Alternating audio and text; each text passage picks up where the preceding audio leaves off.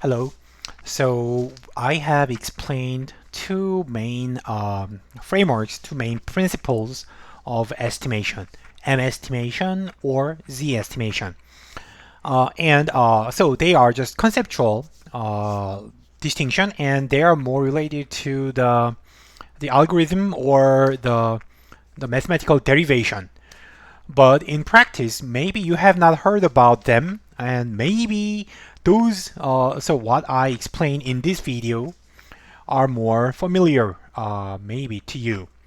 So I will, like examples I'm going to talk about here is the least squares, MLE, maximum likelihood, and GMM. So these three estimators are big three, the most popular, most widely used estimators, and I am going to classify them, divide them into two categories. So the first category is the decision theoretical approach, and least squares estimator belongs to this group.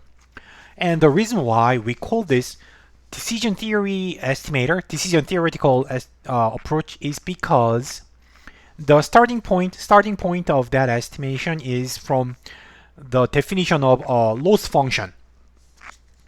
So if you and this decision theory is actually very much related to microeconomics, the decision theory in microeconomics. Um, and so the idea is when you estimate, so it's like this: you are playing a game. You are a player in a game like microeconomics, the game theory game, and you get points or you lose points. You get penalty when you are wrong. So, however, the problem is whatever you do, there is a randomness. So, what your like for example, your job is to guess the mean of a random variable, and and no matter what you use, there is always some probability that you are wrong. So then what you can do there is you have to think about your utility function. So if you are correct, then you get points, and if you are wrong, then you get penalty. So define your own utility function and maximize your expected utility. So that is what we learned in microeconomics. And the decision theoretical approach estimators are doing the same thing. So think about the least squares estimator. In the least squares, when you predict y by x beta, there must be residuals. A residual is almost always non-zero, almost always exist. So so residual. So if you have large residual, then you get penalty, and we assume that your utility or your penalty is a quadratic function of the residual. So epsilon squared is your penalty. So that is your utility. So we are going to minimize the expected penalty, expected disutility. That is then you get the least squares estimator. But there is no reason for the utility function to be quadratic. So you may consider any other utility function. Another example is the absolute value function. So remember when you have quadratic function is used looks like this. Quadratic function looks like this. There is a minimum at 0. So quadratic function is minimized at 0, and it is symmetric. And alternatively, what you can use here is you may use absolute value. So absolute value function is like V-shaped, and 45 degrees diagonal on each side, and also it is minimized at 0. So 0 gives 0 absolute value, and so if you get a residual of +2, then your penalty is its absolute value 2. And if you get a residual of minus 10, then your penalty is 10, which is the absolute value of minus 10. So then if you define your penalty using the absolute value function, then that is another estimator, which is called least absolute deviation estimator. LAD estimator is also very common, and we are going to study this estimator in more detail later in the quantile regression chapter. So quantile regression is an example of least absolute deviation and its variation.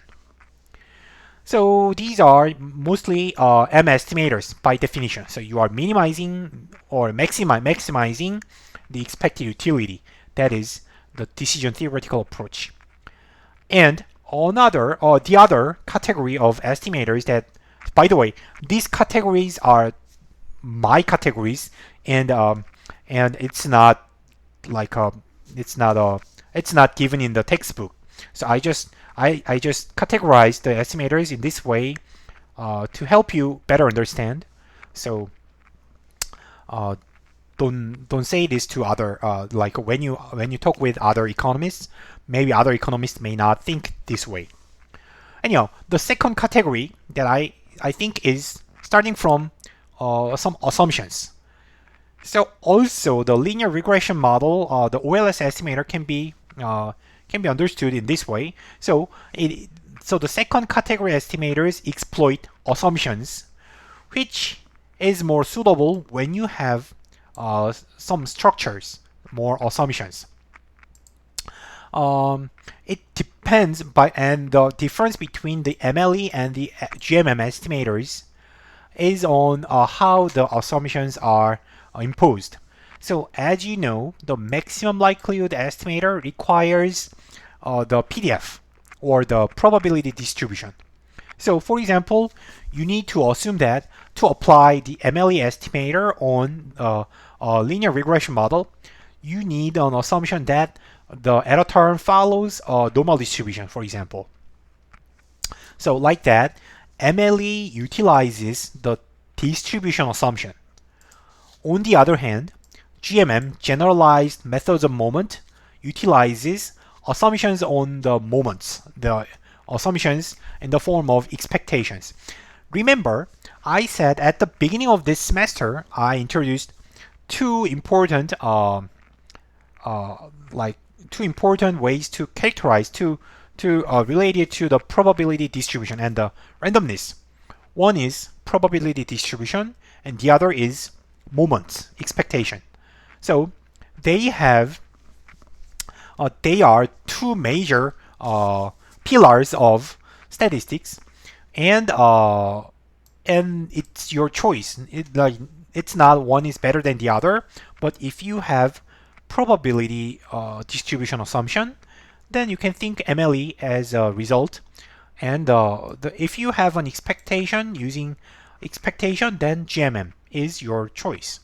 So as I said, in the linear regression model, if you assume that epsilon follows a normal distribution, then you need to use MLE. But if you don't have a normal distribution assumption, but say you only have exogeneity assumption, then exogeneity assumption is a moment assumption. So you need to use GMM.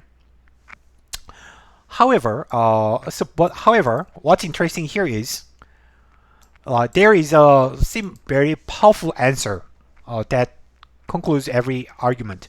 MLE is the best. Maximum likelihood is the best estimator whenever you have the probability distribution assumption. So if you can make an assumption that epsilon is normally distributed, MLE is the best. It is mathematically proven. So the optimality of that, so in many sense, the optimality of the MLE implies it is consistent, always consistent, as long as the distribution assumption is correct. It's consistent and it is efficient. It achieves the minimum possible standard error. No other estimator can have smaller standard error than MLE. And MLE is always asymptotically normal. So we are going to define what asymptotically normal means, and it does not it does not change the result even if you change the parameters. So maybe I think we are going to get back to this point later. I'm not sure if you have heard about this in Econometrics 1. I believe so. But anyhow, the point here is what I wanted to say is MLE is the best. That's a very well established, solid result in statistics. So, and the problem here is the condition is that for MLE to be working, you need to have a correct distribution assumption. But correct distribution assumption is usually very difficult to get. So how can you know the epsilon is normally distributed? So that's not easy. So in that case, GMM could be a nice alternative because it requires a milder assumption. Like instead of specifying the full distribution, it only requires mean or variance usually. So under milder assumptions, GMM works well, and it's popular. Okay, I'm going to start talking about sampling distribution in the next video. So from now on, so far I have just outlined the conceptual framework, but from the next video we will use a little more mathematical notation and equations. So yeah, be ready for that. See you later.